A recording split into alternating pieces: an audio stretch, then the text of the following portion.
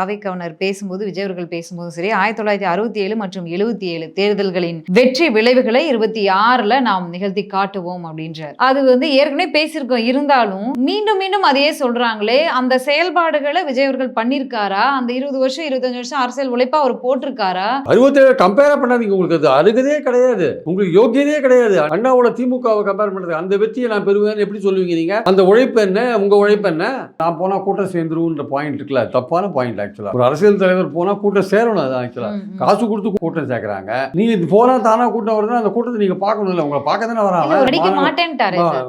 இதுதான் லாஸ்ட் படம் சொல்றீங்க. இனிமேல அதெல்லாம் நாளை முதல் குடிக்க மாட்டேன்ற மாதிரி தான் அதெல்லாம் நடிகர்கள்லாம் ஆடின காலம் பாடின வாயும் சும்மா இருக்காதுன்ற மாதிரி அதெல்லாம் நம்ம நம்ப முடியாது. அதெல்லாம் அவரு அடுத்த படம் ஒத்துக்கிறாரா இல்லையான்னு தெரியாது. இன்னும் ஒரு படம் தான் அப்படின்னு போயிட்டே கூட இருக்கலாம். சொல்ல முடியாது. நீங்க ஒரு செல்வாக்கு மிக்க நடிகருங்க. நீங்க பாஜகவை கொள்கை எதிரியா சொல்லிட்டீங்க, திமுகவை அரசியல் எதிரியா சொல்லிட்டீங்க. அவங்க ரெண்டு பேரை பத்தி நீங்க விமர்சனம் பண்ணி பிரச்சாரம் பண்ணுவீங்க. உங்களுக்கு உங்க ரசிகர்கள் ஓட்டு போடுவாங்க. திமுக எதிர்ப்பு ஓட்டுகள் உங்களுக்கு வரலாம், இல்ல பாஜக எதிர்ப்பு ஓட்டுகள் கூட உங்களுக்கு வரலாம். அதெல்லாம் எப்ப வரலாம்னா நீங்க உங்க உழைப்பை பொறுத்து இருக்கு. அதனால 67 77 67 77 சும்மா அந்த ஆத ஒரிஜினா சொல்லி கொடுத்தது கீ கொடுத்த பொம்மை மாதிரி அதே சொல்லியிருந்தீங்கன்னா அது ஒன்றும் வேலைக்கு ஆகாது.